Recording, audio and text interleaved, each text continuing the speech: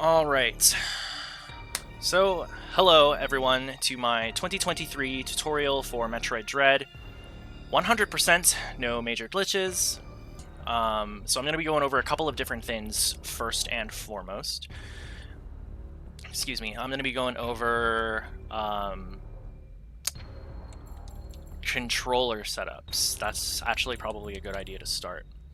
So let me grab my other Switch controller. So Dread, the way that Dread works is when you're playing the game, and I'll go ahead and launch this file. When you're playing the game, Dread has a couple of different basic standard control schemes. So for instance, Y is fire, B is going to be jump, A is flash shift, we'll get to that later. Probably most importantly, X is going to be countering. And so I'll go over that once this screen loads. I am going to be doing that in Artaria right now, yeah. So first and foremost, Y is fire, X is going to be counter, B is jump, and A, right now at the start of the game, doesn't do anything, but once you get the flash shift, A is how you charge your flash shift. Holding down L is how you aim, and obviously you move like this. You can do a bunch of this kind of stuff. When you're ZL ordinarily doesn't do anything at the start of the game, but ZL is going to be a way how you quick morph once you have morph ball. But while you're running, it's also how you slide with Samus. Sliding is a new mechanic that was introduced to this game, and it's because Metroid Dread breaks the long-standing morph ball bomb first items, like that you get in Super Metroid or Fusion or anything. You get your bombs and your morph ball first. You don't. That's not how Dread works. So to compensate for that, Samus gets a slide, and so we can see this slide in action right here. Samus can slide off all of these different platforms like this, and it's a very useful tool for moving. Getting a little bit ahead of myself, but very useful tool for moving, and that's done with a ZL. If you click on R, this is going to be your missile button. You can fire missiles by pressing Y by holding R. And then if you're holding the D-pad, pressing left on the D-pad opens up and extends your map. So those are, and any other input will basically stop the motion. So those are basically the standard default controls for Metroid Dread. And if you ever need those controls again, you can always go to System and then Controls, and obviously everything's going to be right there. The thing with why I wanted to bring this up, though, is because the game allows you to rebind your controller with the Switch menu. And that's what I do. So my controller scheme, we go into controllers, we go to system settings, and then scroll down to controllers and sensors, and you go to the change button mapping. So everyone asks, Fortify, how do you mash so fast? What is that? Oh my god, you're using turbo? No, I'm not.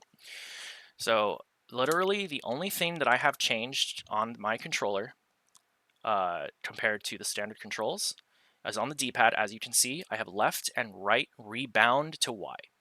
So when I'm mashing, I will generally have two fingers on my controller, and I will be holding both of those buttons, and I will just be like finger spamming like that, just like that. So that's how I'm mashing, and I will generally do that on anything that is moving, so that I still have, or anything that is moving or is above me, so that way I can hold L and aim with the control and just mash. And then, so that's my setup. That is the only thing that I have changed on the game. So, with that being said, I also want to go over difficulties. So, Dread has 4 different difficulties. It has Rookie Mode, Normal Mode, Hard Mode, and Dread Mode. So, Rookie Mode is, to be totally honest, is what most people run on.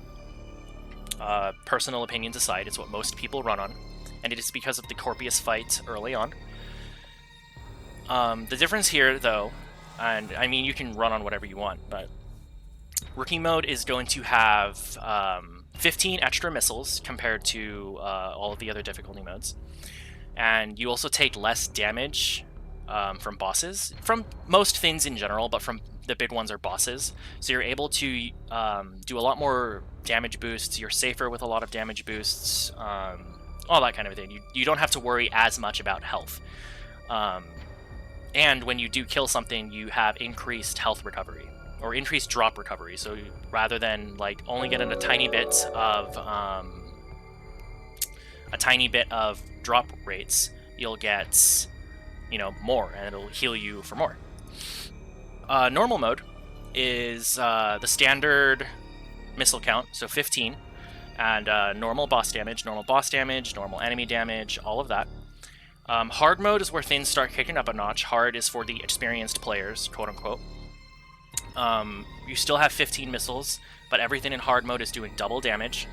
So obviously that alone makes certain, while you're doing a run, it makes certain damage boosts not doable anymore, right? Or you need to be able to execute them first try, or you just won't get them, you know? You're losing time. So, and then Dread mode is, again, 15 missiles, but it is generally a one-hit KO. The only things that don't kill you in Dread mode are, like, lava. For some reason, lava doesn't kill you. I'm not sure why, but it doesn't kill you. So, with that being said, those are the differences in the games, or in the difficulty modes. Again, most difficulties, or most Dread runs, will be run on Rookie. It has become by far the most popular category of the game, and it's because of all of that. The 15 extra missiles, so instead of starting with 15, you start with 30. So it's the that alone means since you have those 15 extra missiles, you don't have to pick up as many missiles on the route, and you're also able to...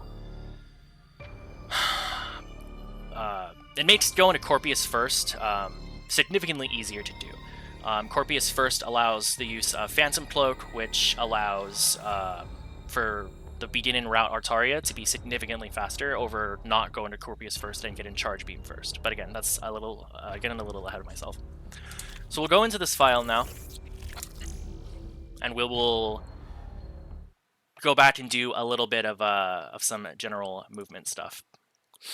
But with that being said, does anyone have any questions about all of that, whether controller setup or difficulty modes or anything like that?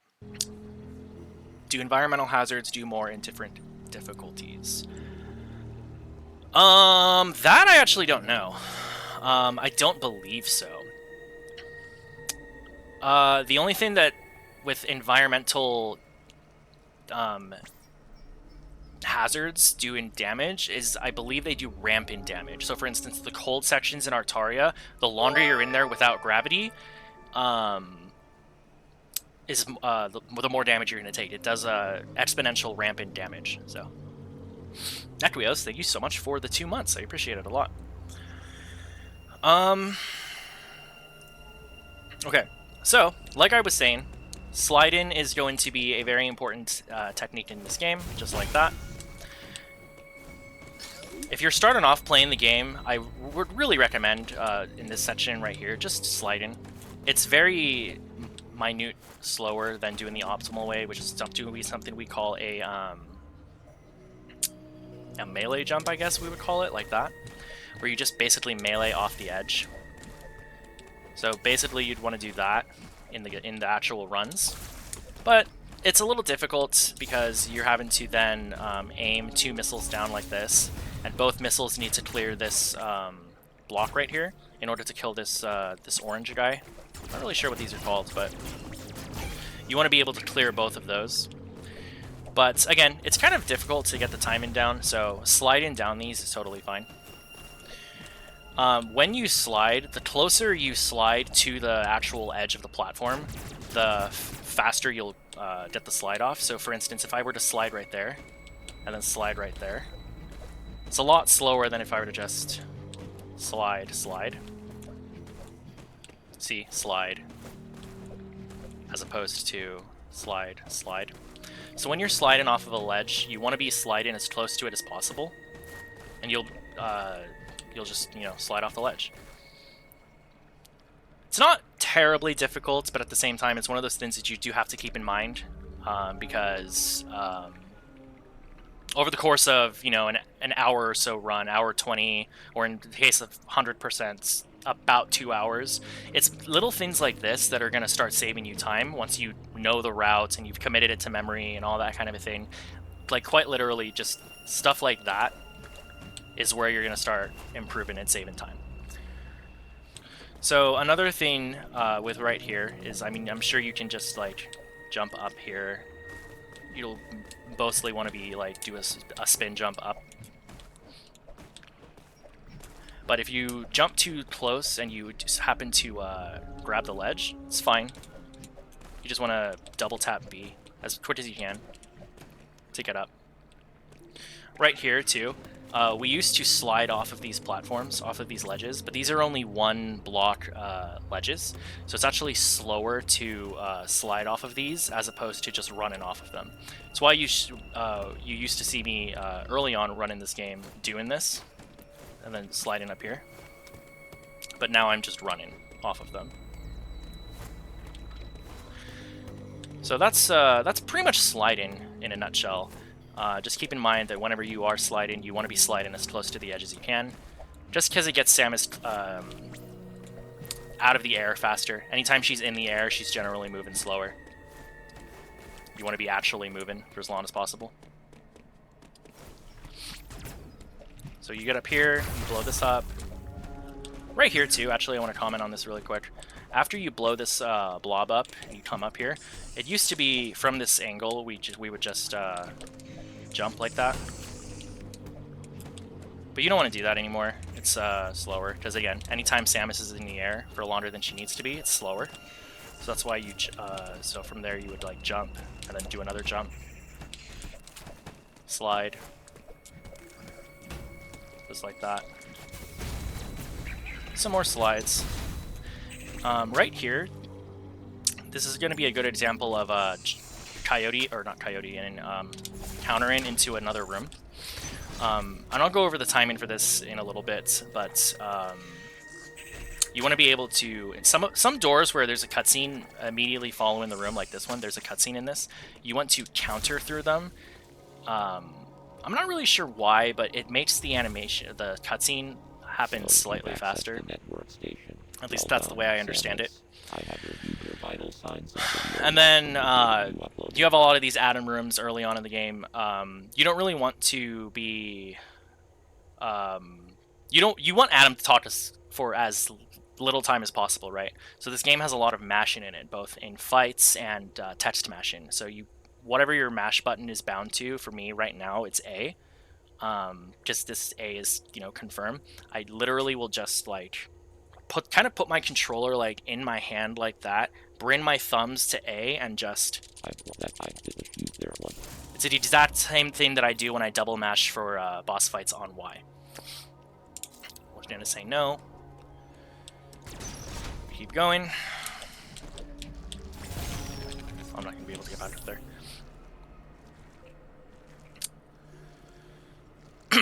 So again, more slides. The game gives you a mandatory tutorial on how to counter. So this room right here, this is called the Artaria Climb.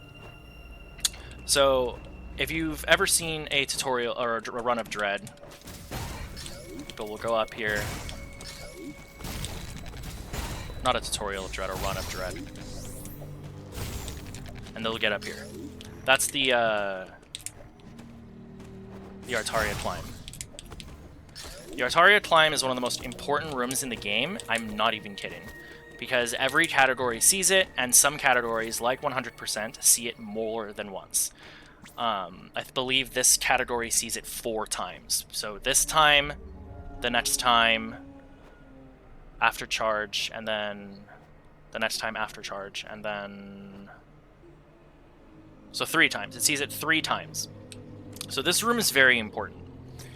So it's also going to be a room that is very good for learning how to grab ledges. So basically when you're going in this, when you're basically learning how to pick this game up, and you're looking for something to like, oh, how are these people, how are these like high-level runners getting all the way up here to the very top of this room in under a minute and 20? Like, wow, this guy even got it in like a minute and 14. Like, wow, how did he do that? I'm getting up here in like a minute and 25. I'm getting up there in a minute and 30 seconds. It's because they're ledge grabbing. So I'm not talking ledge grabbing like this, where Samus is actually grabbing a ledge. I'm more talking about like the actual like that.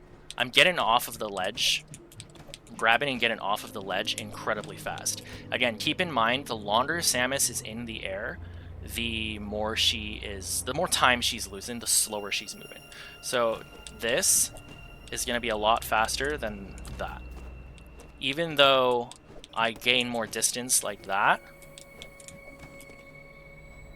often in the same amount of time, Samus ran more than she jumped. So this is going to be a very good room and a very important room to learn and practice how to ledge grab, but also how to dismount a ledge. And basically the way to do that is when you're jumping on it, you just jump again. You double tap B. But you want to do it as fast as possible, and you want to keep Samus as low to the ground as possible. Just like that. And then you basically do that every time. So even my jump right here, even though I didn't grab the ledge, I'm keeping Samus on the ground.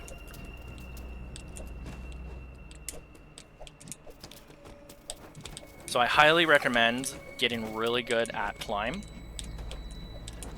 At the Artaria Climb, I should say. Because it's going to be a very important room in the early game. You see it everywhere. And again, in 100%, you see this room a couple of times, each with kind of changing physics. Ledge grabbing and like dismounting is also going to be pretty crucial for a glitch later on called ledge warping. It's very similar concept, only you're using a morph ball instead. And again, well, we can get to ledge warping later because there's only one ledge warp used in this route for 100%. So where can I do some coyotes? Right here. Okay, there's another mechanic in the game, and I'll do it right here. This is not generally where you do a coyote jump, but just to demonstrate it, I will show this off. There's something in this game called Coyote Jumping, and it's basically Samus can slide off of a ledge, but then has a little bit of time to still jump in the air. This is called Coyote Jumping, and it's another very important skill because you have some leeway. You can't slide off too low, but you have some leeway with your coyote jumps. So again, you want to keep airtime for Samus minimal,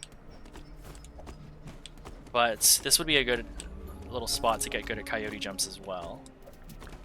So coyote jumps are used all around the run in order to clear time, or not clear time, save time, or clear ledges, clear spaces Samus normally wouldn't be able to get across, etc.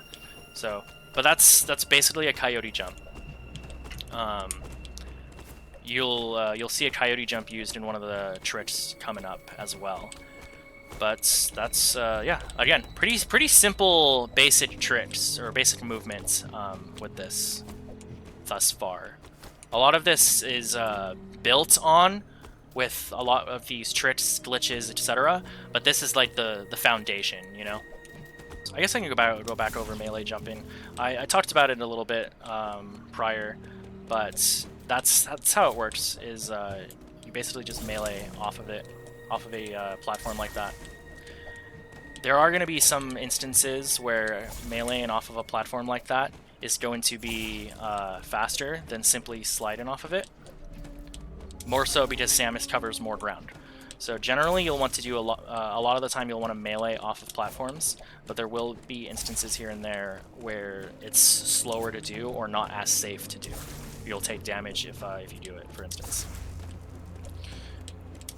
So again, we'll be going over all of that at your once we get there, but that's how you melee jump as well. You just melee off the edge of the platform. This is a good first spot, yeah, and then I can show the other room later. So, spin falls are the next thing that I want to go over. So spin falling, the way that it works is you fall off of a ledge, you immediately turn, and you start, you know, falling. You fall while spinning. It's literally that simple. That's a spin fall. The way in order to, so that it saves time, is a little more challenging. You need to be holding your stick neutral, so you need to go off of it, turn immediately, and then immediately go neutral, because otherwise you'll... Oops, hold on. Otherwise you'll grab the ledge. Grab the ledge. Grab the ledge. So if you go neutral, you'll clear the ledge. You'll clear that ledge and this one, and the ledge that your spin fall into.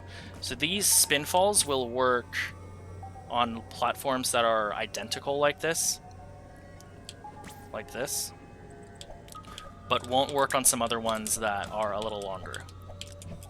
These spin fall areas are really good practice for practicing grabbing ledges like this, because you do this in Climb, in the Artaria Climb as well. Spin falling is a lot more difficult than I'm making it look. It's one of the things that, though, once you get it, you'll start seeing minutes come off of your time. So, for instance, if I grabbed that ledge, went down, grabbed that ledge, went down, or more so, even if I did this to try to avoid spin falling, it's slower than just like that.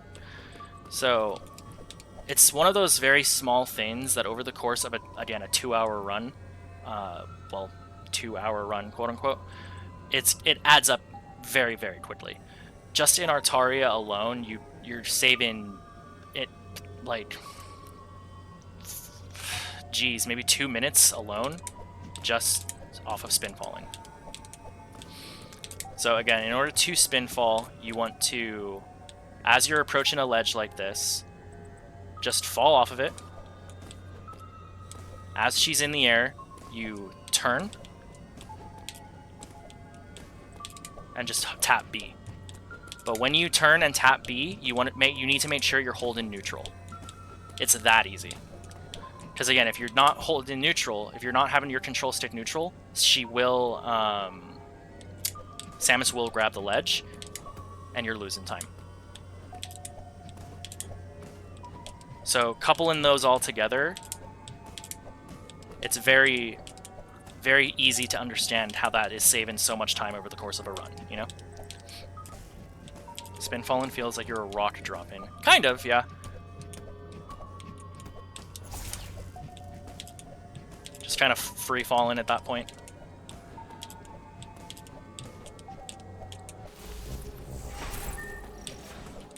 More of this, you guys, though, is ledge grabbing and dismounting like that.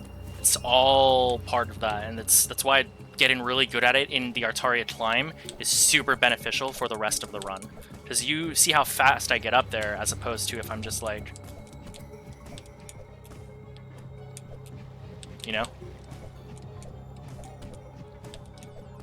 And that's probably a little exaggerated slow, but...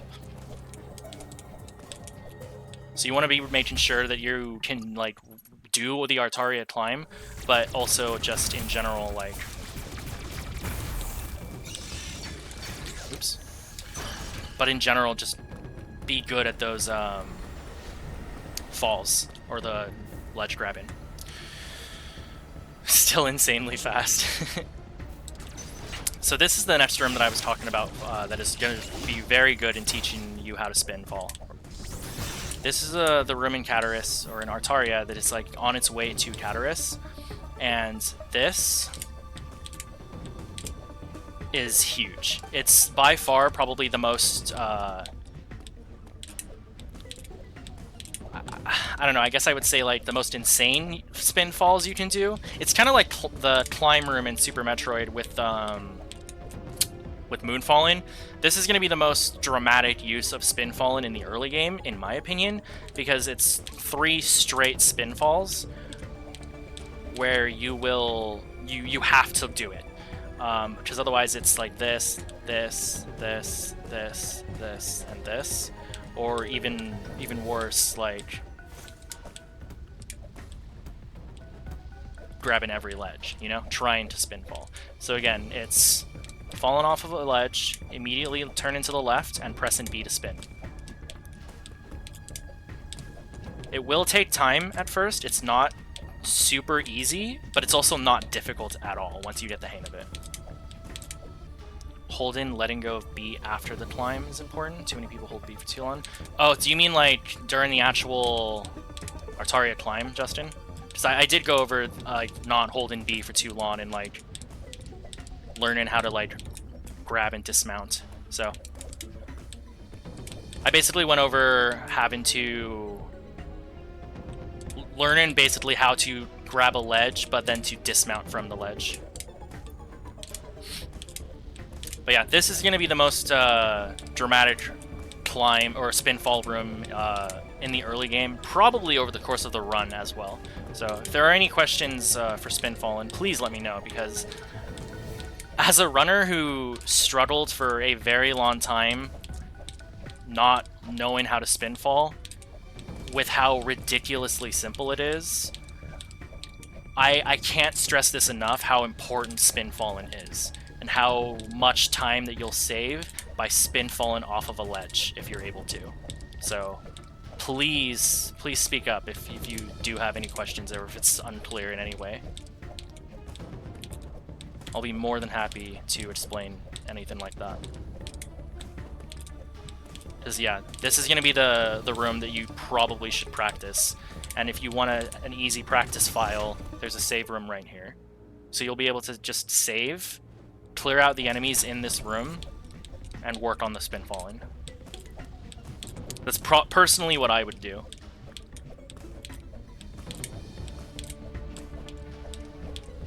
If there aren't any questions, I will move on then.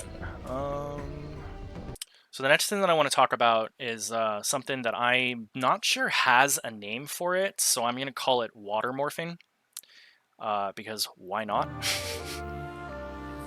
But it's basically you are morphing off of a ledge in the water. It's literally that. So I'm going to grab the flash shift really quick to make this easier to do. So this is going to be a really good example of when to do this. So this is called, I'm going to call this water morphing. I'm not sure if it has a name of it or not.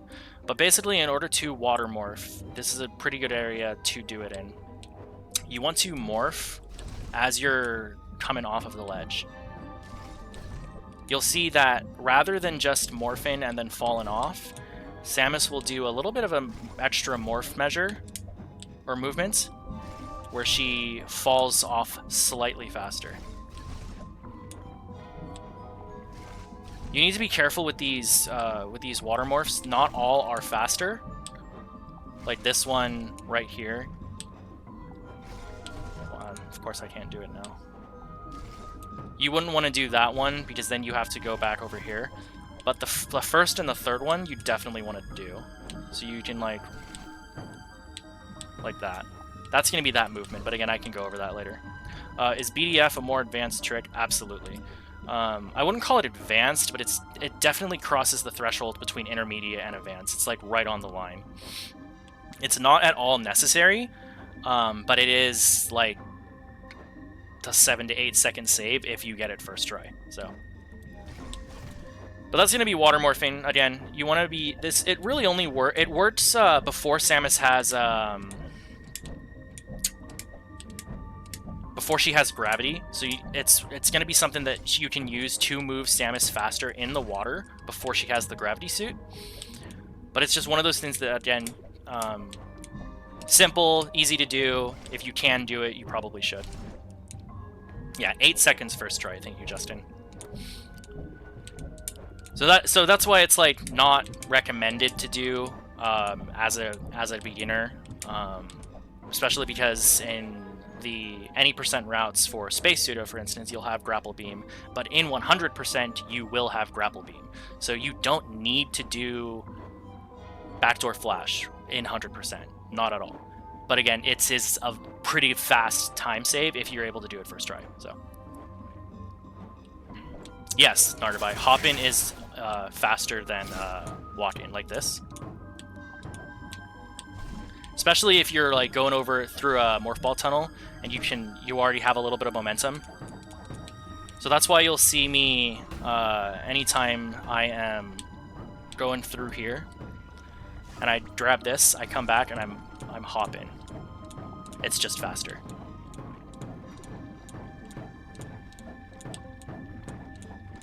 Like this is faster than just this.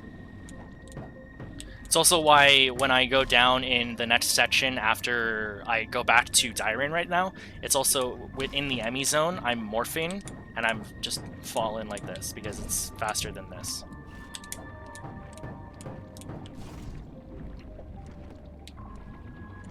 Yeah, thank you for mentioning that too, because I was going to get to that, but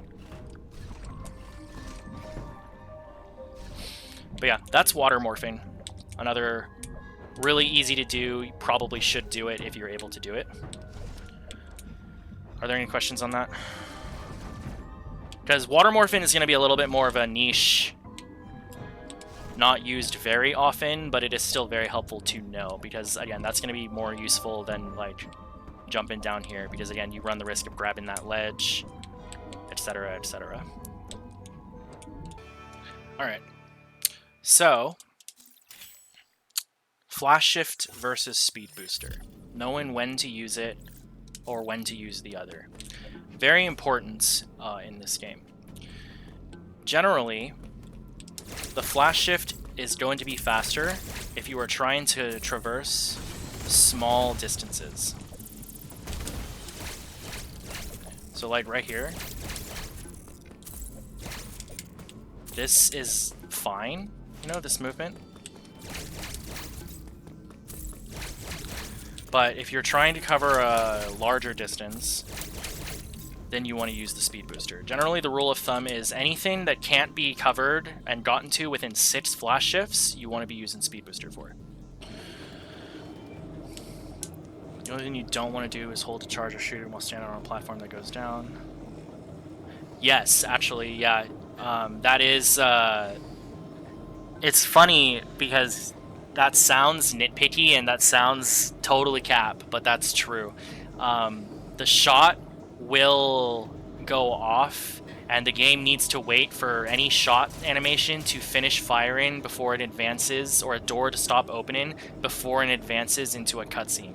So for instance, if you're standing on a platform, if you're trying to activate a thermal platform in Cataris, or you're activating a generator in Dairin, you don't want to be shooting while that's happening. For the most part, you don't want to be shooting while that's happening, because the game will wait for the shots to be done before it starts the cutscene. So it is actually a little slower to do. But yeah, so that's going to be a major difference between flash shifts and knowing when to use them or not to use them. Again, the general rule of thumb is going to be, if you can get there within 6 flash shifts, so that's 2 charges of your Aeon, then you want to do that, and you want to use your flash shift. If not, then you want to use the Speed Booster. Something else that I think is I would still consider general movement, but is a slightly trickier general movement, is something we call flash shift chains. So you're allowed 3 flash shifts, and you have a little bit of room in between each one.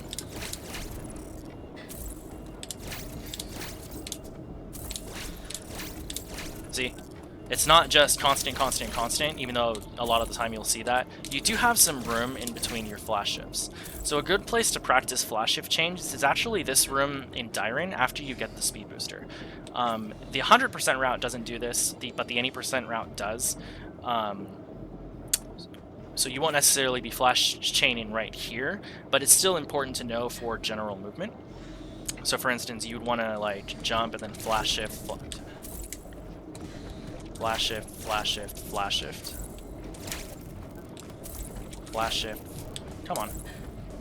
Flash shift, flash shift, flash. I'm bad. Flash shift, flash shift, flash shift. Oh my god, I'm actually turbo bad. There we go. Flash shift, flash shift, flash shift. So you do have some time to get those flash shifts off. Obviously, that's going to be faster than like going up here and like doing that, and then charging a speed booster. Again, that's more of an any percent thing, but the concept of flashing, flash shift chaining, I should say, is pretty important for movement. So this is going to be a pretty good place to practice flash shift chaining. There's another room that you can do a flash shift chain right here. It's kind of difficult. I've never been able to fully get it. What I do here is I do a two chain. Haha, but I call it a two chain. So I'll once I grab this grapple block down, I will jump and flash, jump and flash. So even though it's not technically a chain, it is still going to be faster than just, you know, walking up this and jumping. Basically, anytime you get the from the moment you get the flash shift on, sorry for the stutter there. Every time you get the flash shift, from the time you get the flash shift on, geez, you want to be using it as much as possible. Is the rule. That's what I do. The chain is a little more difficult. You need to like, and I'm really bad at this chain, so I don't do it in my runs. But the chain is like,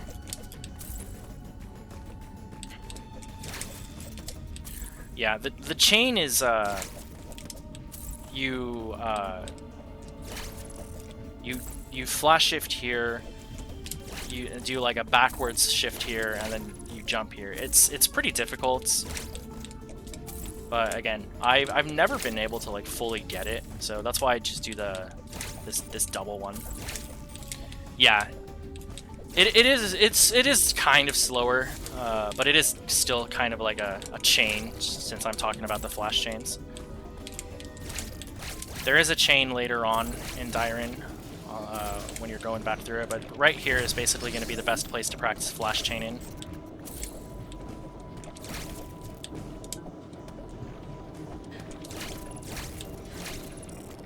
So, and then on your second path through here, after Cataris, the first time you go through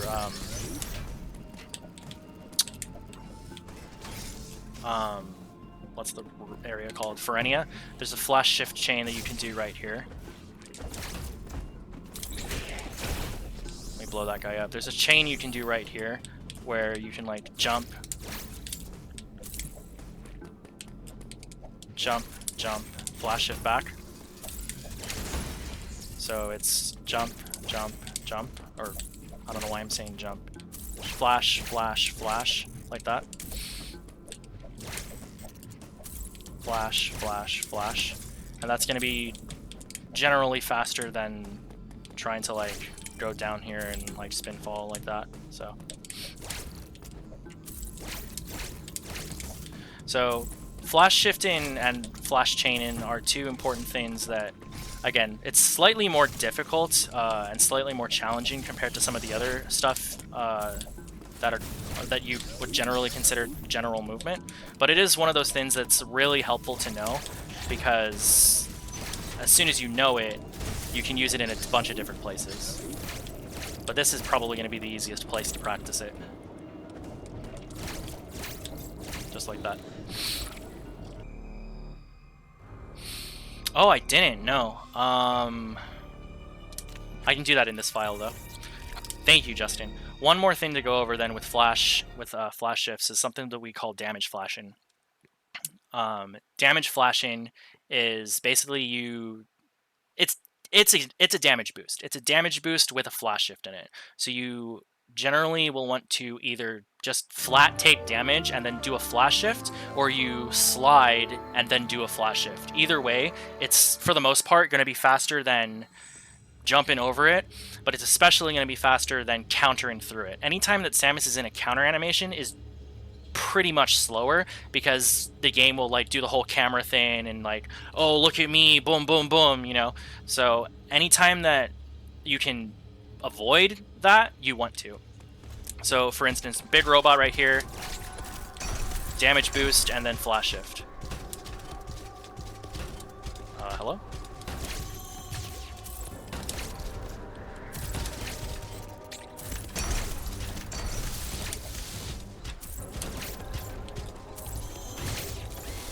So just like that. Purposeful death. Swaggerless Samus, yeah. But that's going to be basically damage flashing. It's also a very important thing to know about flashing. Because again, otherwise you have to go into... Oh, I can't. Oh, I can't? I thought I could. Oh, I can. Otherwise, you go into...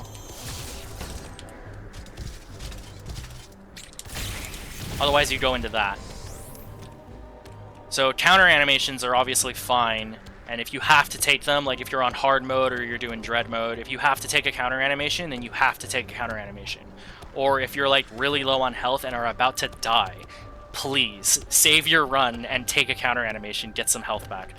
Because like I mentioned, most runs are done on rookie mode these days, so the animation will give you more health back than normal mode, hard mode, dread mode.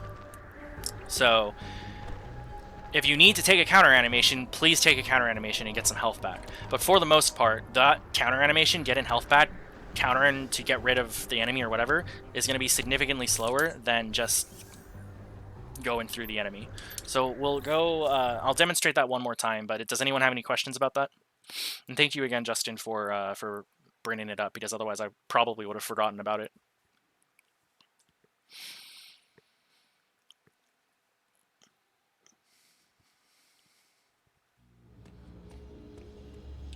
So again, you go slide, flash shift, slide, flash shift, slide, shift, slide, slide, shift, slide, shift, slide, shift.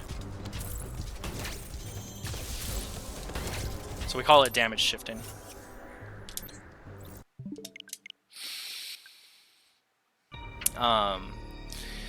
But with that being said, I'll go over some basic tricks and glitches at the start of the run that you can use that are basically mandatory, and I'll explain why.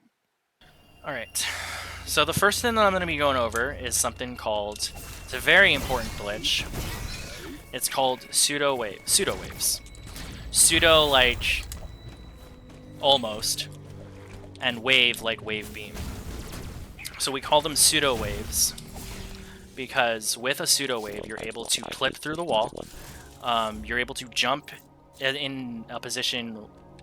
You're able to jump in a way that Samus's arm cannon clips the wall and is hidden a blob on the other side of the surface. There are two different pseudo waves that you can do in the start of the run. Basically in all runs, other than all bosses or glitchless runs, but for this category, no major glitches. This is going to be the first pseudo wave. So in order to do a pseudo wave, and this one you need to be a little bit careful with, because if you go through here, if you slide through here, one, the item tutorial plays, and that's losing time, but two, going through here, you have to blow up this blob, and then you can't get back. You're forced to go through the first Emmy sequence, and then you come out through this door. The Emmy sequence, we call this Emmy Elaine. Going through Elaine is like a minute and a half of time. And unless you're doing glitchless or an all bosses route, obviously you don't want to lose a minute and a half at the very start of your run. So in order to do a pseudo wave, and again, you want to be careful, you slide, jump, and then hold your controller in a certain way. Your stick, I should say, in a certain way. So like that's going to be the general movement you want to do. And then you want to be holding your stick in a certain direction. You want to get good at immediately canceling a slide. Something that you want to keep in mind when you're doing a slide, I'll go down here so I don't fall. When Samus slides, it might be a little hard to see, but you'll probably have never noticed this either if you aren't playing the game actively or you just possibly watch runs or different runners do it. But if you notice, anytime Samus does a slide, there's a little bit of like white lines that like go behind her, almost, that like, oh, look at me, I'm doing a slide. The game knows that she's sliding, so it's kind of like, look how fast she's sliding almost. So you've probably never noticed that unless you run the game yourself.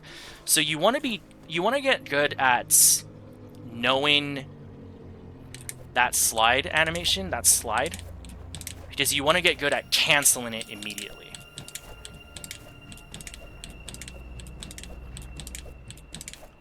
And that's going to be the first step to making sure that you can do a pseudo wave shot.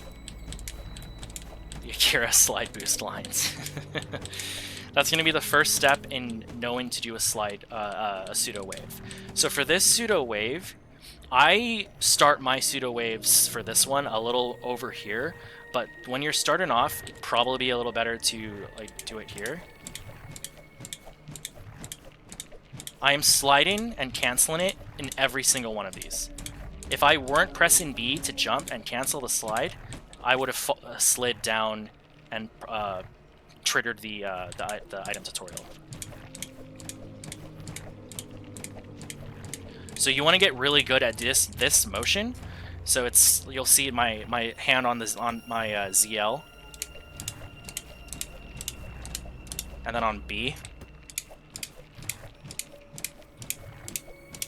You want to get good at that motion, because that's what's going to be really good for this pseudo wave in particular, making sure that you don't slide underneath. Because sliding underneath prompts the item tutorial, and you don't want to prompt this right now. You want to skip this, but going through it, you can no longer get back.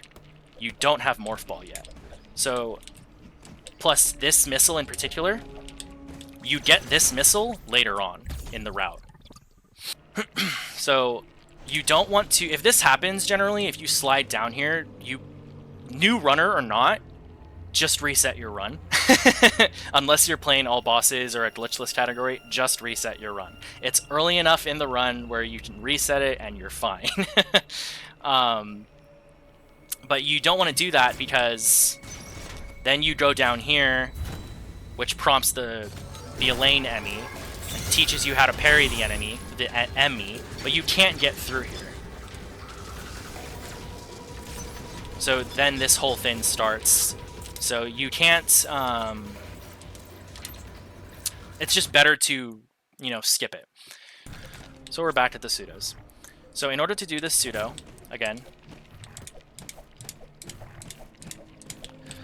this Elaine skip, this is what this pseudo wave is called, is Elaine skip.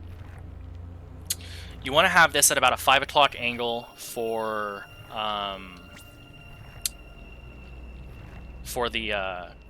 skip. Actually, for right here, it's probably about a 2.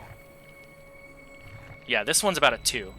This one's a 2, and then this one's a 5. Okay, so what I mean by that, so in order to do this, you want to be firing your shot, right? So right here, with the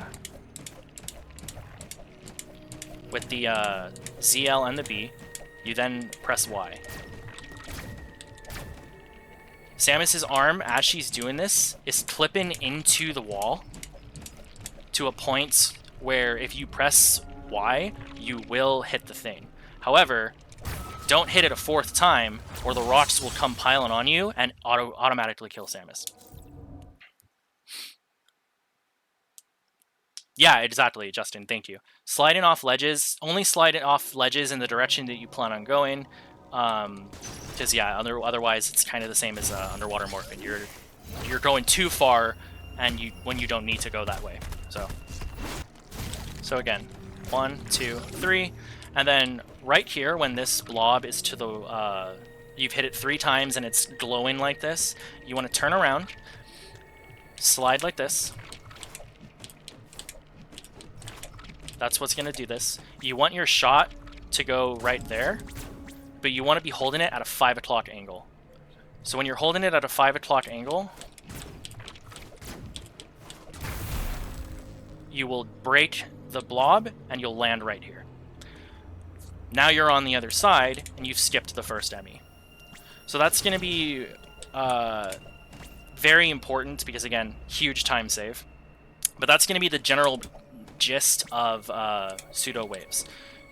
You need to slide first, cancel your slide, and hold your shot at a certain angle. Whether it's a 2 o'clock angle, a 5 o'clock angle, a 3 o'clock angle, whatever the angle is for the shot to get through the wall. But we call them pseudo wave clips, and it's one of the most important things in no major glitches. Go on to the next one. So this pseudo is known as early corp pseudo. You only need to hit it twice.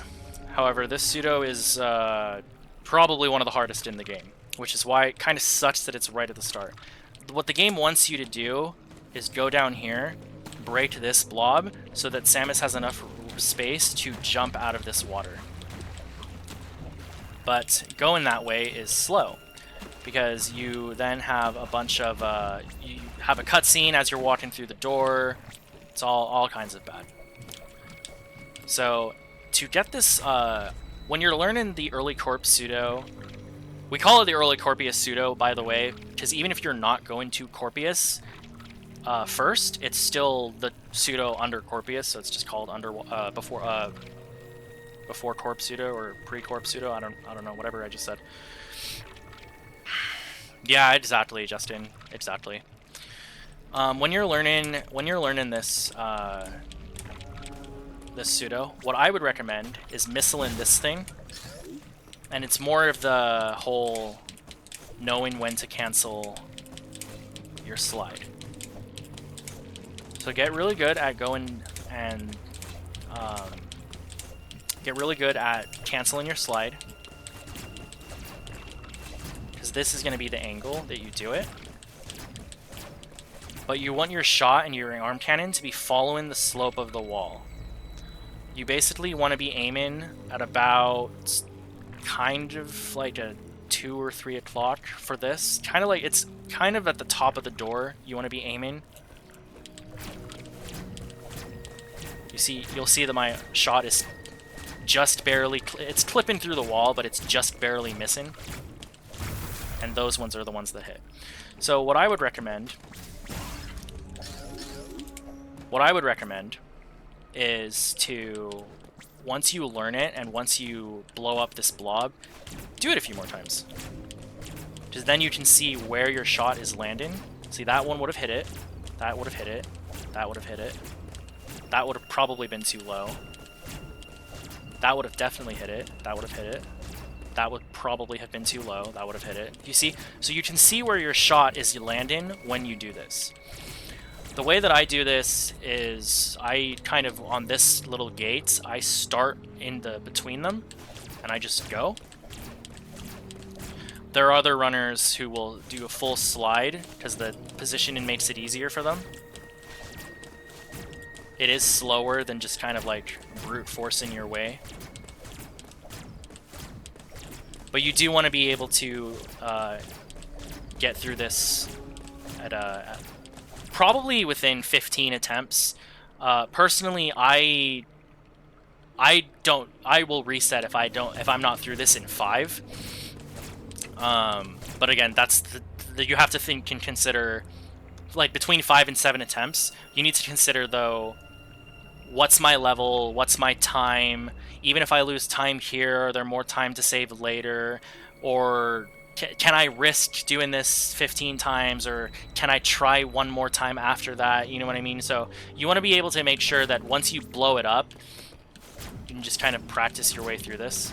There's not really a purpose or a reason either to like make a save. There is a save file right here, and I have made a file before to practice this, but to be totally honest, there's not really a point to make a file specifically just to practice this, because it's at the start of the game.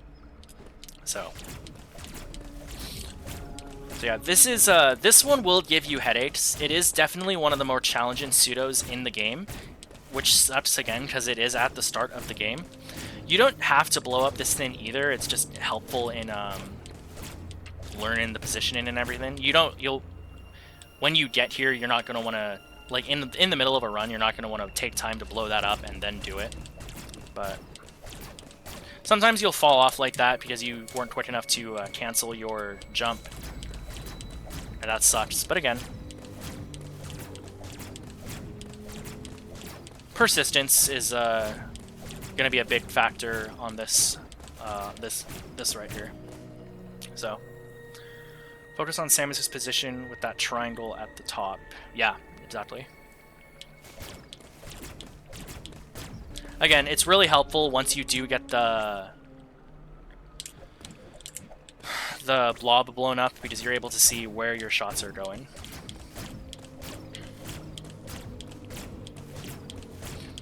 And then I'll go over it more. I'll go over it right now, but I'll go more over it when I actually do the route.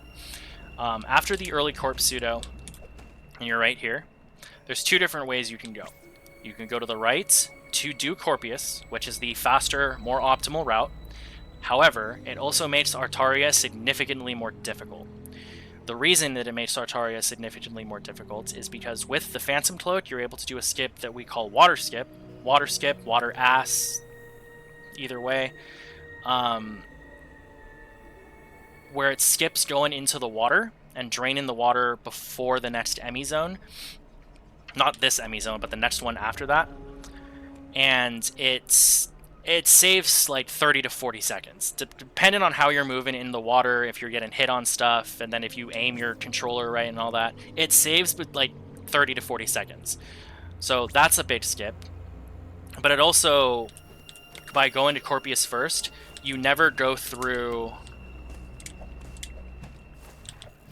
this door.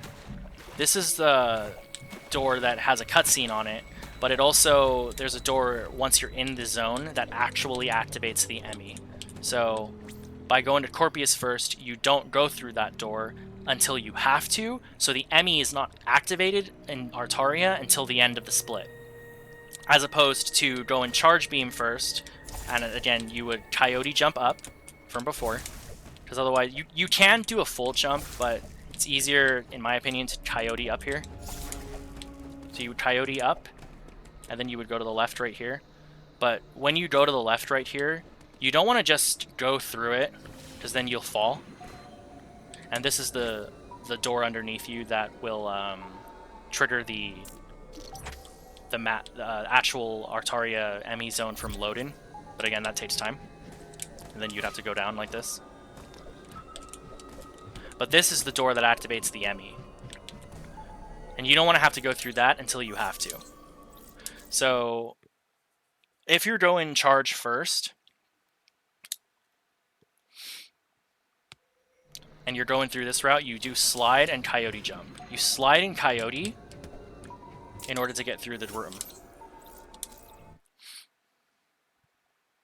You're not losing time if you full jump instead of the Coyote. No, it's just, in my opinion, it's a little easier to do a Coyote right here.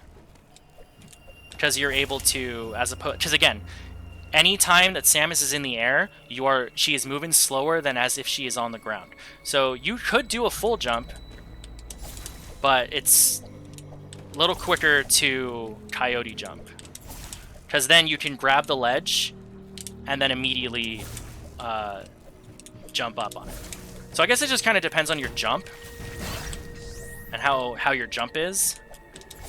So like if you jump from over here and you like full jump and miss the platform entirely. But generally right here you would Coyote. Yeah, really much. Like I said, like Justin said, it just depends on the jump.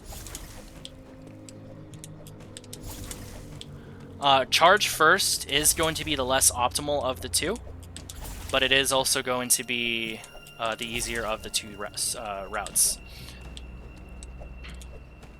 So you would Coyote this, grab this missile, and then again, this is the door that procs the Emmy. I won't go into it because then I'll get stuck with a excuse me, with a checkpoint, but yeah. So that's going to be the two pseudos in the early game. So those are pseudo waves. Oops, that's not what I want. There is another pseudo that you could do in Cataris that is using the same exact, basically the same exact technique and the same exact angle as early Corp pseudo. This one's called Hell pseudo. This one is definitely one of the most difficult ones because you're constantly taking heat damage. So if you're going to want to learn how to do this and practice it, I would recommend setting up a file like this and going through it. Oops. But Hell pseudo is one of those things that doesn't save a tremendous amount of time. It's just one of those things where if you're like, well, this is funny. Okay. Hell pseudo is one of those things where you're like, you really think you need it, you know? So I'll show it, but it's not going to be super important. In order to do this, what I do for Hell pseudo is I'll shoot the door open and I'll kind of hold this, again, because it's the same angle as early Corp. So I will hold the angle like this and like line up my shot, and then I'll run in. Of course, you're supposed to be holding a charge shot when you go through this, so like you like hold. That got it. That got it.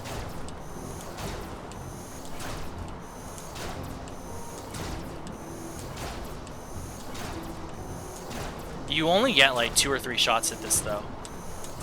That got it. That got it. So the reason that that's technically optimal and faster is because otherwise you have to go over here. You do and hit the button like that.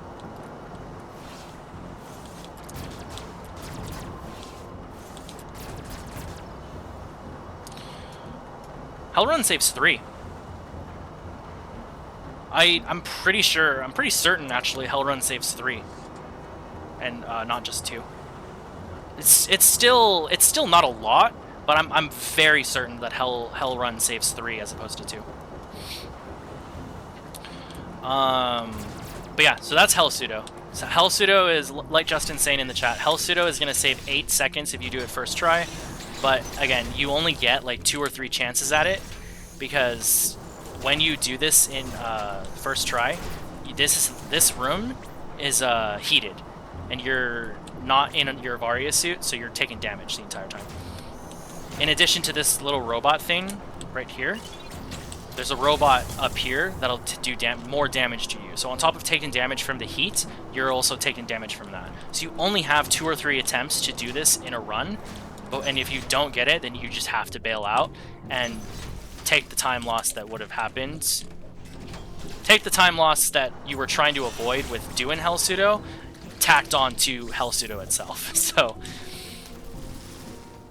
yeah, 3 seconds for us is a lot, you're right. 3 seconds is like, damn, where did that come from? But yeah, so that's gonna be the last like major pseudo wave of the early game. Otherwise, I'll start moving into some more of the advanced movement that is used over more of the course of the run. That way, I'm able to kind of go from there, you know? Yeah, write that down, write that down! So the first major trick then that I'll go over, I would consider Atom Skip movement tech. So this is Atom Skip. People have made entire videos dedicated to just Atom Skip.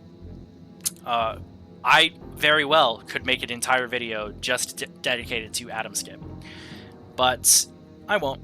I'll leave it in this video. For Atom Skip,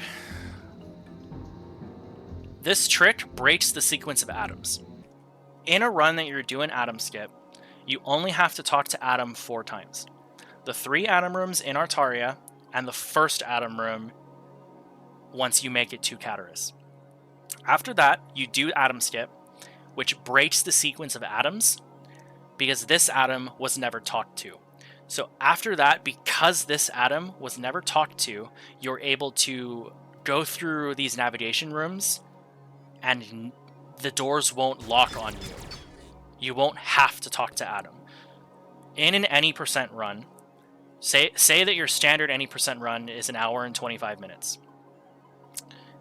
You can, once you implement Atom Skip, you can bring that down to 121, 122, even 120 easily. With some better movement, finally cracking that sub 120. In 100% though, Atom Skip is almost crucial. There are a lot more Atom rooms in 100%. There's, I think, 3 extra Atom rooms that you go through. So rather than being about a 3-minute save in any percent, it's closer to a 5-minute save in Hundo. So that alone, just by doing this trick, albeit it's a difficult trick, but just that alone makes Atom Skip, if you're running Hundo, you should do Atom Skip. But Atom Skip is going to be one of those things that is going to be really difficult to do if you don't have experience with the game because of the inputs. So when you're coming up to Atom Skip, a couple ways to do this. But only one very consistent way. There's something called, there's something in this game called wall jumping. Obviously, you're doing a wall jump like that. But there's something called a buffered wall jump. So when you're doing a buffered wall jump, you want to make sure that you do that. So right there was a normal wall jump. You can tell you want to be looking at the circle that comes up from Samus when she does a wall jump. So right here, that was a normal wall jump. You want that circle. You want like that double circle, the really big one. You want that full circle. Those full circles are going to give Samus the full height that she needs. You'll notice that off of a normal one, that wasn't that much height, as opposed to that one was a lot of height. Like that. Not as much height, a lot of height. You want to do 2 of those full jumps, 2 of those buffered wall jumps.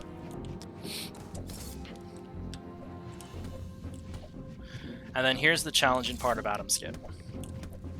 Around right here, you want to melee, and then immediately fall back into a spin jump while still holding right. And you want to get your next buffered wall jump right here. Any lower than right there, the trick won't work. So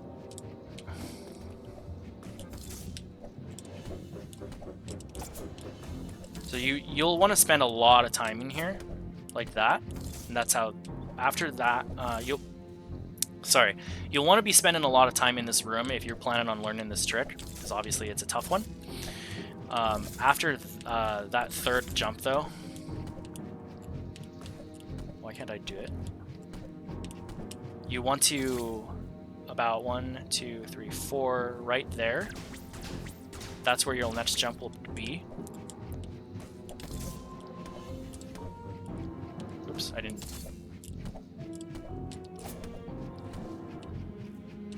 You'll fail this trick a lot before you finally start getting it down. This is one of the most difficult tricks in the game, but again, if you're running 100%, you basically need to do it. But yeah, difficult trick. You'll want to spend a lot of time in here. This is why, even to this day, I still have a save file for Atom Skip. Because even I still lose runs. Even the most recent hard mode hundo grind that I just did, I lost a ton of these runs to Atom Skip because I wasn't getting them. The next thing that I want to talk about is hand positioning on your controller when you're doing it. You can very well, because you want to start from the bottom of this magnet grip like this. You can very well do this like this, and just do it normally holding the controller like this. It is possible. However, it's a lot harder.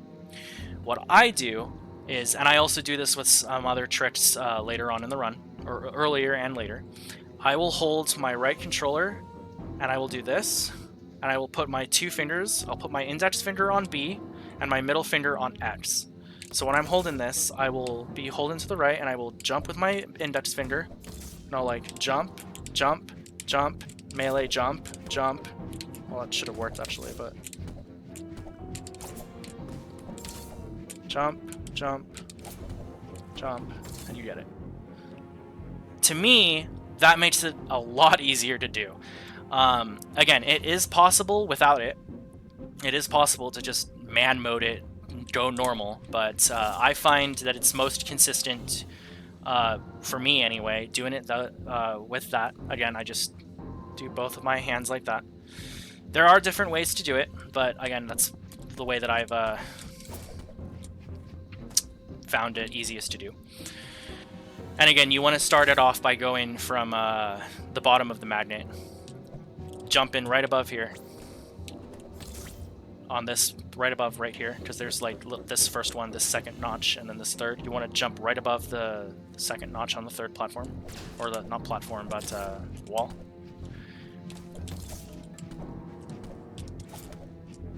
But yeah, that's Atom Skip. I can make a more fleshed out video in the future about Atom Skip, but there's a bunch of Atom Skip tutorials already, so I don't feel like I need to, but I can if you guys want. But that's Atom Skip.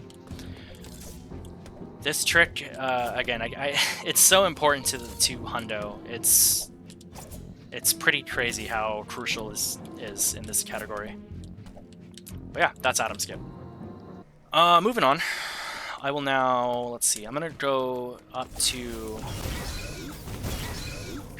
water skip. Alright, so I just did Corpius. So no, now with Corpius, you would just leave the room. With Corpius though, by doing Corpius first, this is one of the things that makes this route, or the other the trick that we're about to discuss, Water Ass. The two tricks that we're about to discuss, actually, Water Ass and Magus. It's what makes this route faster, or Corpius first routing faster for Artaria. Uploading data. Okay, so when you get to this point, you want to just shoot both of these little things. If you want to, while you're practicing this, you can get rid of this ply as well. But this is where Water Skip comes into. This is where you do Water Skip. Water Skip entails, it's hard, it's just not as hard as it looks, you know? So Water Skip is, oops, that. And then you would grab this missile and keep going your merry way. That is Water Skip. Otherwise, you have to go all the way down. And again, depending on how you fall through this, if you take damage on that, jump over it. You take damage on any of these. And then how you aim. I always did that to do that, because I never was able to aim quickly enough.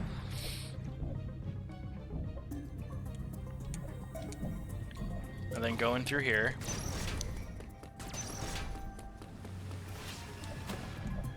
Right here.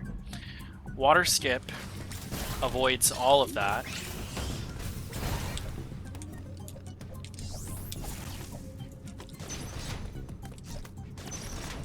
And puts you right there.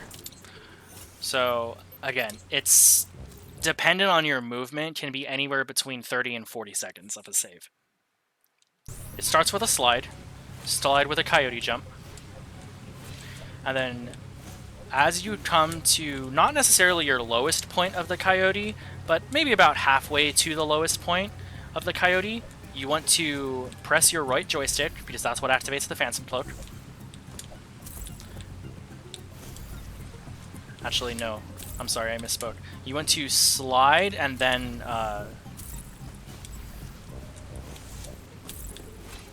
yeah, no, that's not right. That's incorrect information, I'm sorry.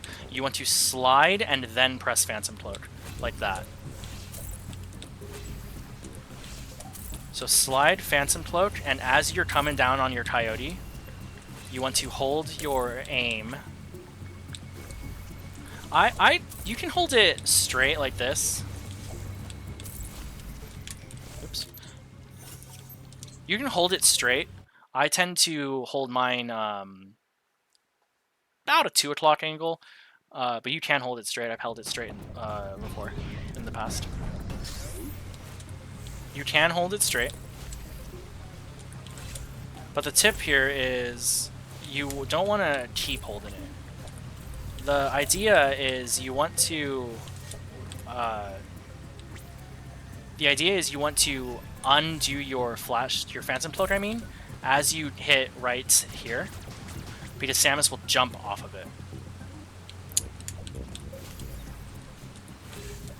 But you also want to let go of aim, because you're holding L to do this. And I personally find it easier to aim just a little 230 to 3 o'clock angle than straight. Ooh, that was close. So personal preference, but that's just what I do.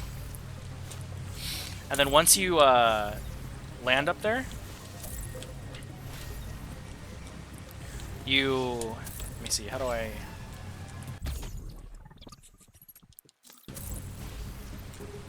Okay, so as soon as Samus hits this right here, you want to let go of aim and do a tap beef to respin.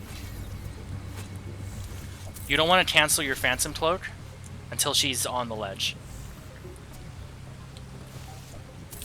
This is again, this is a lot less difficult than it seems. It is going to be daunting at first to learn, which is why it's a little, I would classify it, it's still general movements. I would still consider it like a trick in Artaria that comes with like basic general movement. Because again, I'm sliding off, I'm doing a Coyote jump, I'm doing a respin, you know, but I'm just adding it together to do a skip. It's definitely a more advanced trick. It's just not as hard as it seems, especially when you practice.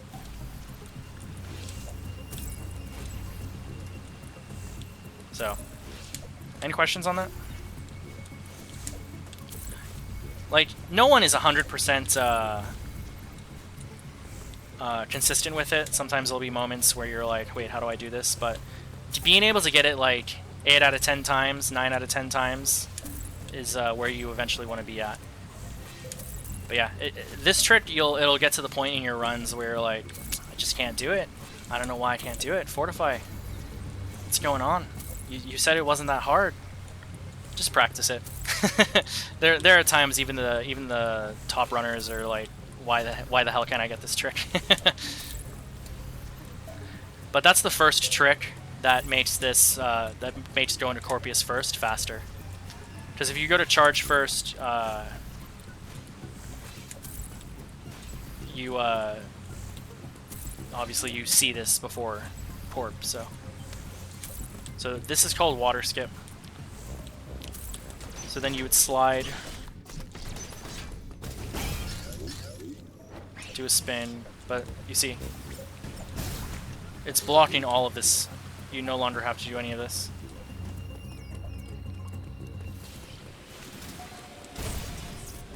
So let me get to the next point in the run.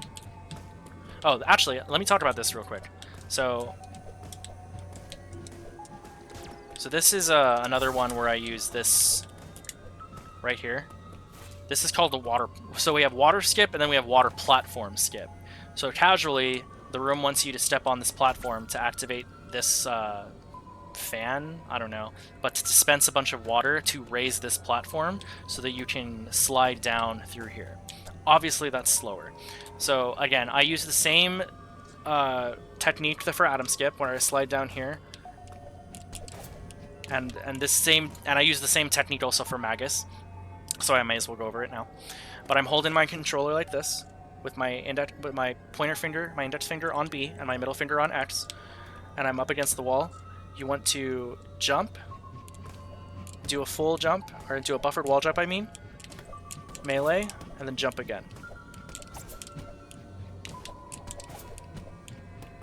If you do it and get enough height, Samus will land on that. This one is only about like a 7-second save.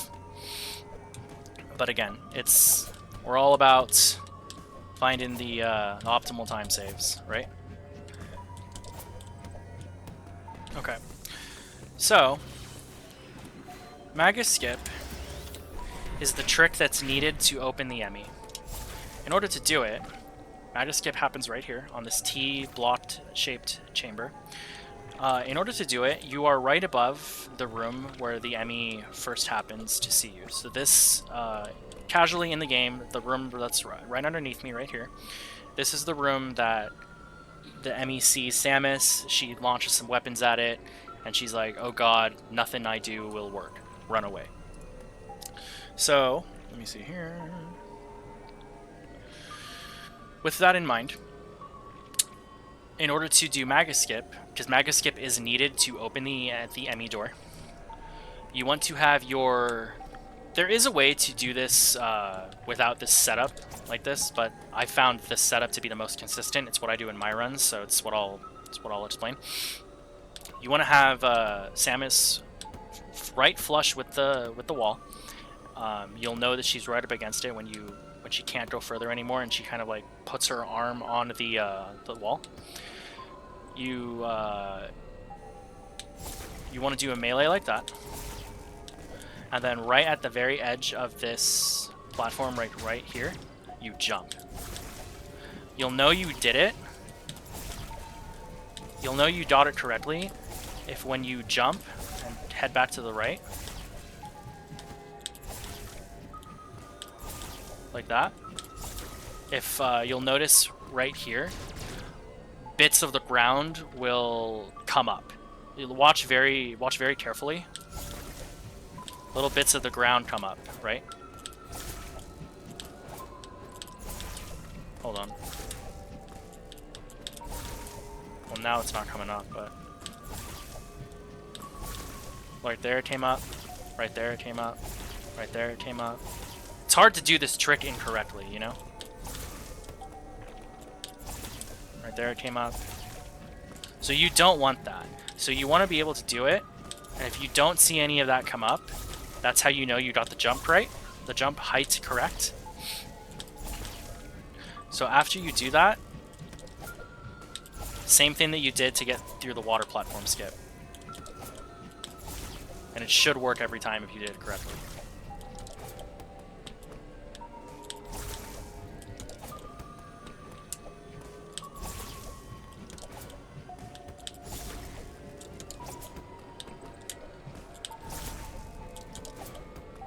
So you'll jump, melee, and then just fall down again. You'll grab the ledge, pull yourself up.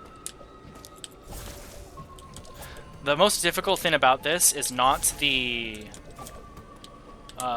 jump melee respin, because you did that when you did the water platform skip. So you should have this motion down. The most difficult thing about this is the melee jump. So I can do this, and I didn't get the jump correct, so there's stuff flinging out, and I won't clear this ledge. The devs put this in to prevent possibilities of like melee or wall jumping up. Just didn't obviously attest for that.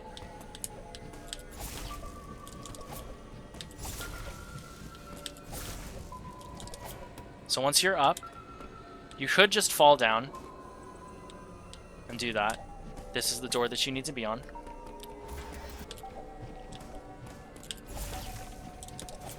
is once you're on top, melee off.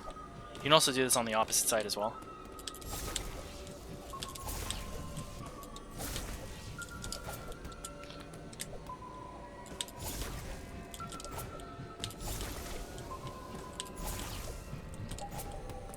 Melee off, and that will clear this entire platform.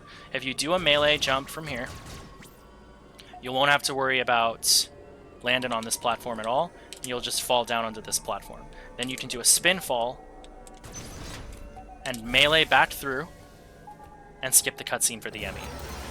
Then this door will open, where you're then able to melee and aim up, blast the thing, spin jump,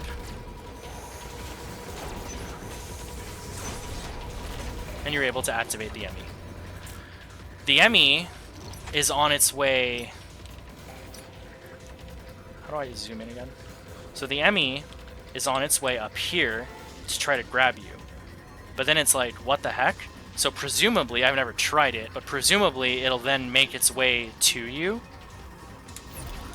I've just obviously never tried it before. Yeah, so the Emmy will go for you. It's just, it gets confused for a second. So that's that. That's Water Ass and Magus Skip. So that's why going to Corpius first and grabbing the Phantom Cloak is faster, ultimately. Because of those two tricks right there. Alright.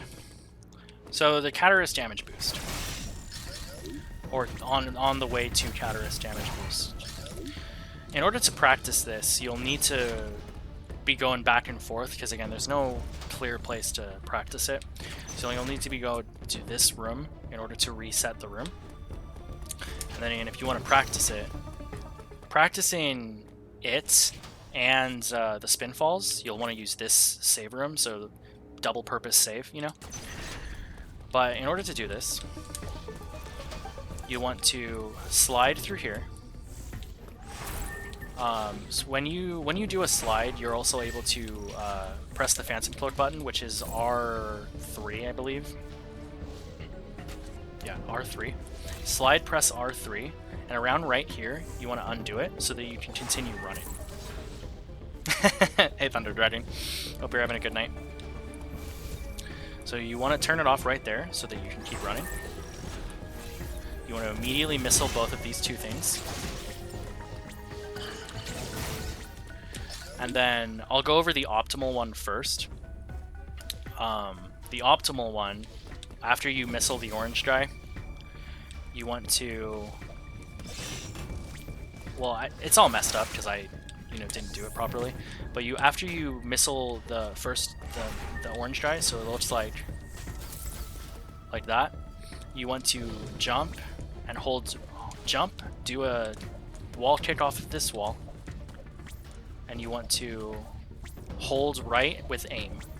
The hold right with aim will give you just enough distance where you'll be able to grab this ledge right here.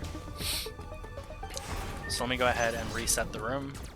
Well, again, when you're practicing this, you'll be resetting between these two rooms a lot.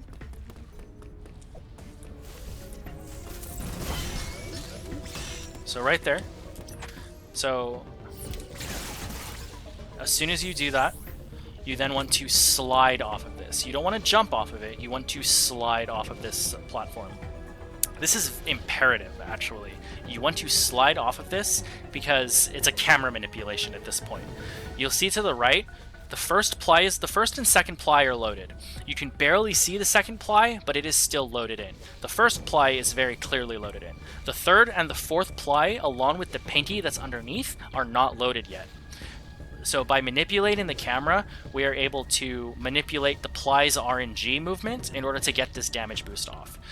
But it's very important that you slide down this platform, because otherwise you load them too quickly and you're not able to get the damage boost off. So slide, missile this, and again, that should have worked, but I'm breaking everything down. So I'll show what the damage boost looks like in full. Because you want to also, after you slide down, you want to here, pretend this save is the pinky. You want to jump over the pinky like that, and melee, jump melee, the third ply. You hitting the third ply will basically slap it into position for RNG purposes. So you slap and then missile the fourth ply. The fourth ply is it doesn't really do anything, but hitting the fourth one will basically hitting and destroying the fourth one basically guarantees that you'll get it, because it removes it from the picture. You don't have to worry about it, so you don't have to play around 2 different plies. You only have to play around 1. So hit, slide, melee, and that's the damage boost. So that's the optimal quote-unquote way to do it. So it's also pretty important. It's also pretty important with the pinky when you jump over it and hit. So you jump, hit, missile, and you want to melee to the platform. You really want to force Samus into the wall right here. You want to force her into the wall, wait, and this is probably the most important part of the damage boost. You could do everything correct, and then if you don't wait enough and jump early for this, because you still want to do this, you want to jump, maul jump, and then aim. You don't have to do that, but I found it more consistent as opposed to just bouncing up and like throwing myself into them. But if you jump too soon, the ply won't be ready to hit you. And the ply needs to hit you in order to get across the gap.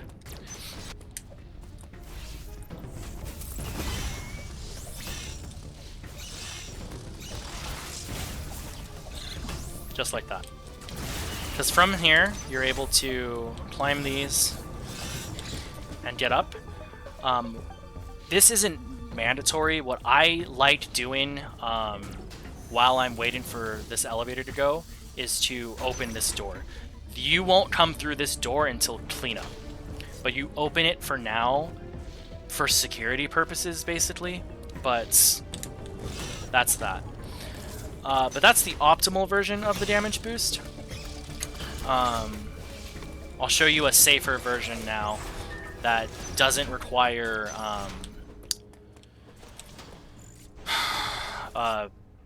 it's weird. It doesn't require camera manipulations like it still does, but it doesn't require as heavy camera manips as the optimal one does. But rather than using the third one for the third ply for this optimal damage boost for the safer one, you're using the second one. Just grabbing some health.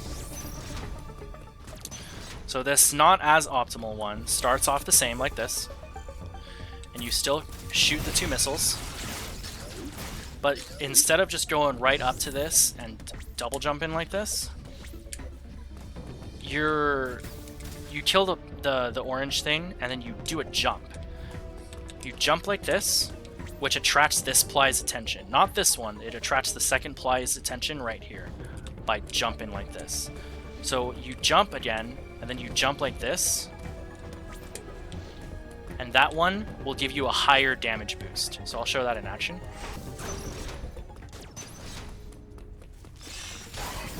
Well, that was weird. For which version, Thunder Dragon? For the optimal version or the safer version that I'm showing?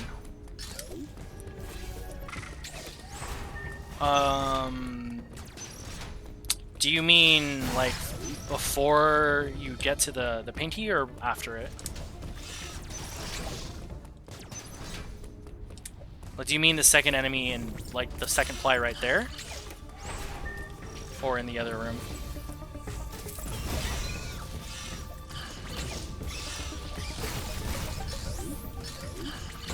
There we go. Because you're not necessarily just waiting. So like you do a jump, wait a little bit for another jump. Yeah, on the ledge where the door is? Okay, so I see what you're saying. Give me a second then.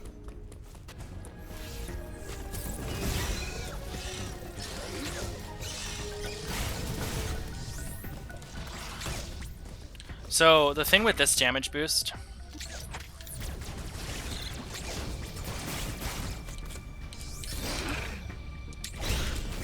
thing with this damage boost is, I agree, it is a lot of, kind of some, you have to do some waiting.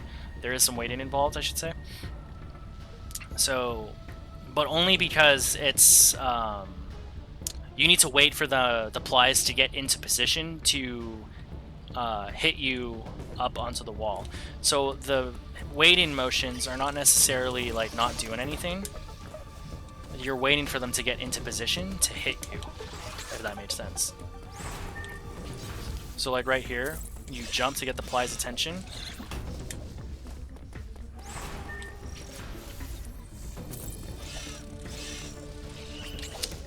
I don't know why I'm not jumping, my controller's not jumping. Then you jump, jump. You kind of wait, and then it's like that. You're waiting for the plies to get into position.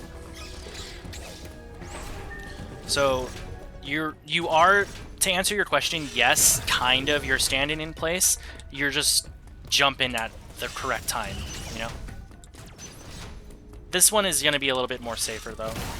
Because the optimal one, when you're first learning it, it's really easy to mess up because of the timing that you have to use for the wall.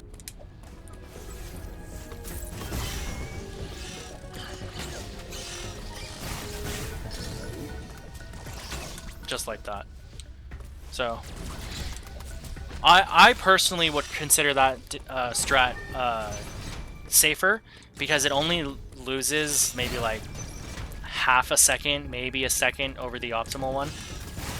The biggest advice that I would have, though, is I would definitely put a save and make a save state right here in this save room, because not only is it good for practicing, and I mentioned it earlier while I was talking about spin falls, but not only is it going to be good to practice these spin falls, it's also going to be good to just sit here and practice this damage boost, whichever version that you're learning. Just like that. And then what's important to know as well, as soon as you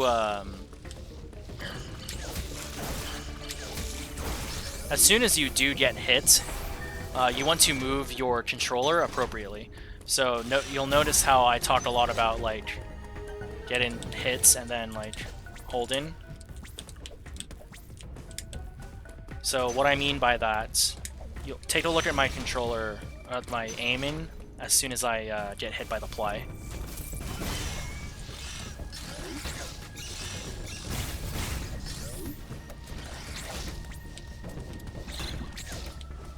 I'm still holding L. I'm still holding L for the position, but I rotate it the direction that I want to move because I'm being bumped in the opposite direction. So whether you're doing that safer strat or the more optimal one, which again is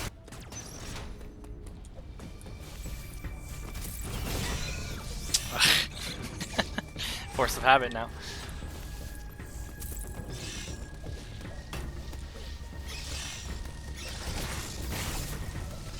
So that's going to be faster and more optimal, but a lot of it is contingent on being able to jump over the pinky in a way where you melee and kill the fourth ply and are able to melee into the wall while waiting for the damage boost, which is why, again, it's a little bit more difficult.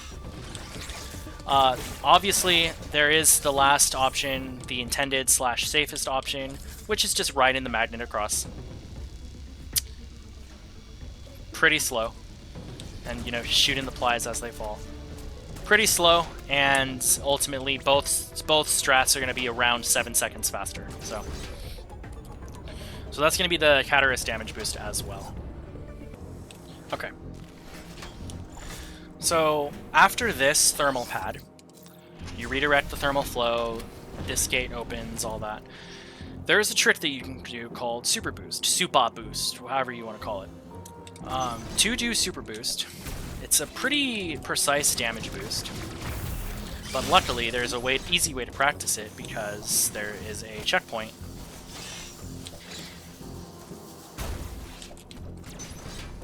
Right here, after you load the, after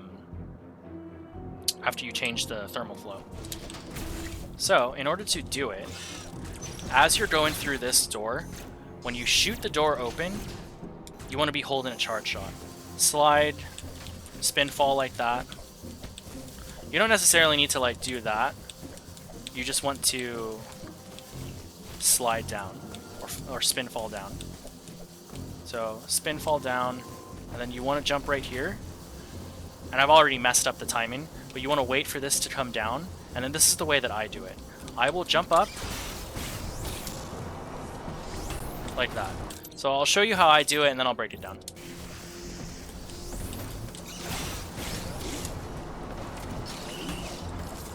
And then you're on your way. But again, you're manipulating the ply to hit you when you want to.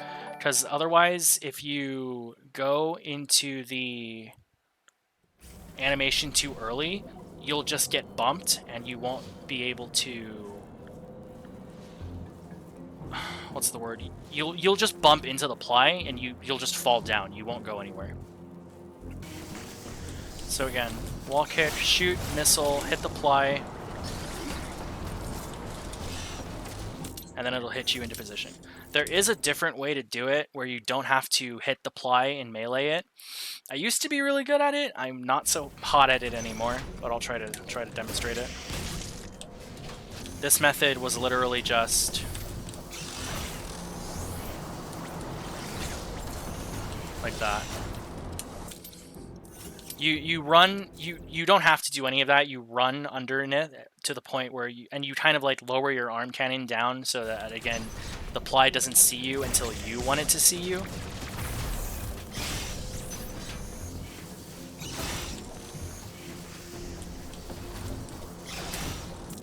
That one's not going to work already because the wall kick messed it up. So if you wall kick like that, there's not really any backups. You're just going to have to take the L, unfortunately.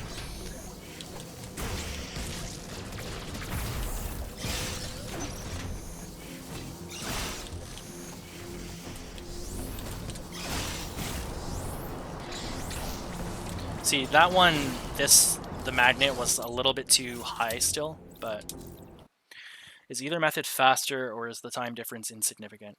I think it's preference, to be totally honest. I think the way without doing the melee setup might be like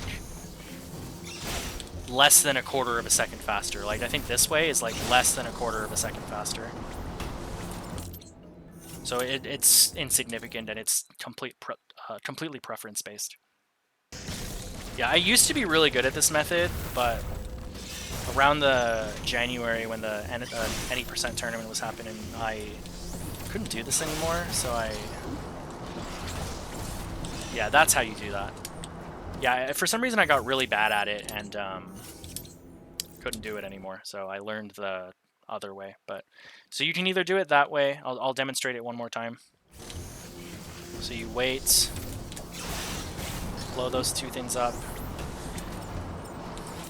But see, like, you have to be really specific with your movements, otherwise the third ply will see you, and it's really weird, as opposed to if you fail the setup method with the melee, if you don't get it, it's because you either A, didn't grab the magnet, or B, skill issue, you know what I mean?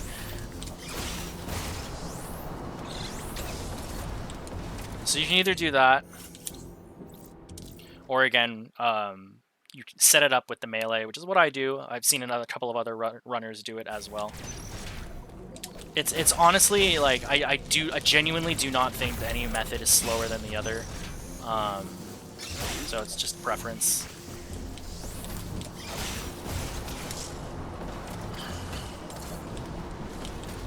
So that's super boost. So otherwise you have to wait for the magnet to come down, grab it up, wait for it to go up. So that's super boost.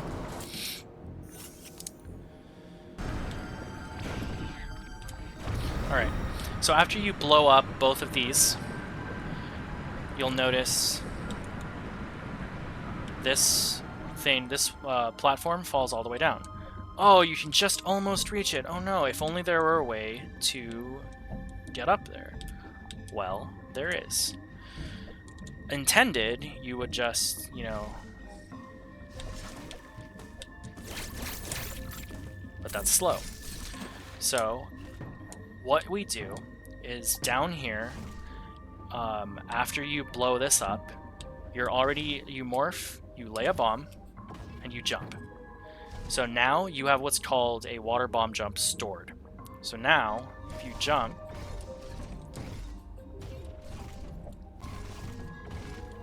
you just bomb jumped in the air. Whereas you'll notice that normally she's not getting any height if you try to bomb jump in the air or underwater. So this is a water bomb jump. It's one of the most important, not one of the most important, but it is a very important glitch for the no major glitches category for this route. And it's how you get out of this water section.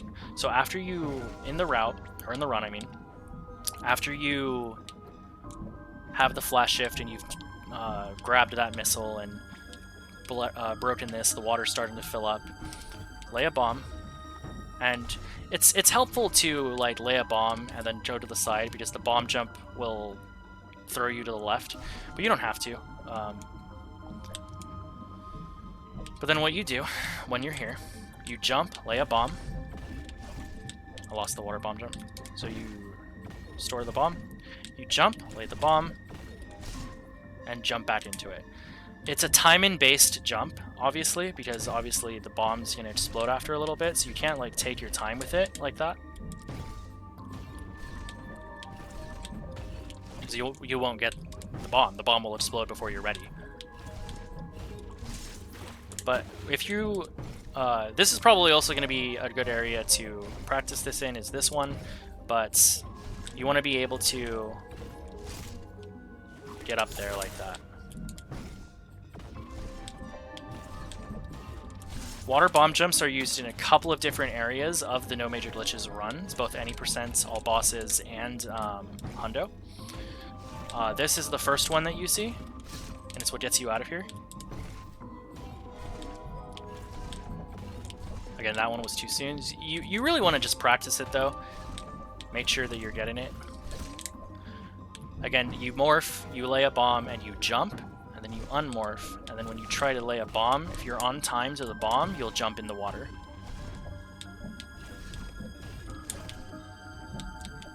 So it's pretty simple. It definitely can be frustrating though, if you're not getting it.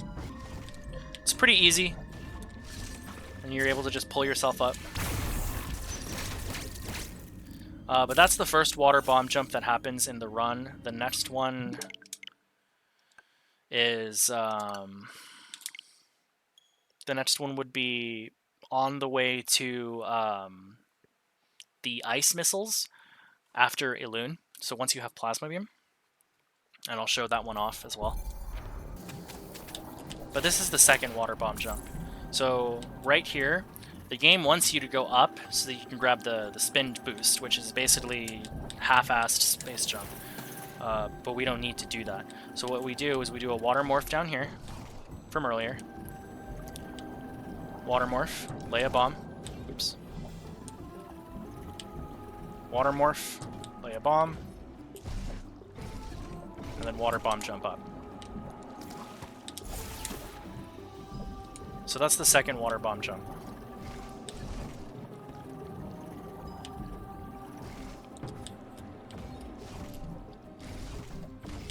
The thing with water bomb jumps too, you'll notice a lot of the times when you're doing them, that'll happen. You're trying, and when this is happening, well, it's hard to actually mess this up. Hold on. Basically, the bomb will happen, and that'll happen. Where it's like you're morphing, and you're like it looks like you're on the bomb, but you're not gaining any height. So when that happens, it's because you want to be neutral.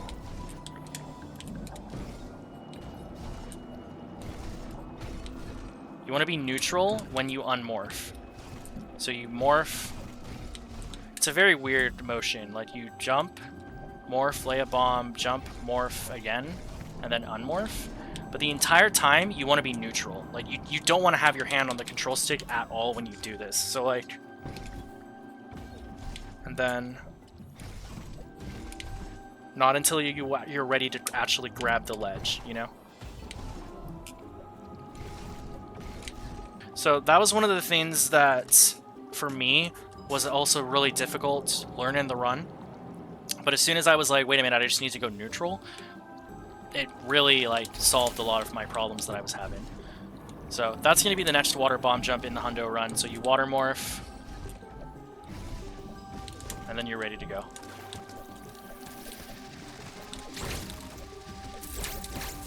And then normally this would be where the Emmy is. And you're able to just charge a speed booster and take out the CU. So yeah, I feel like I'm in a good position now to start the actual run and like break it down section by section, you know? I feel like that'll end it for here. So thank you for watching, and I look forward to seeing you for the next tutorial.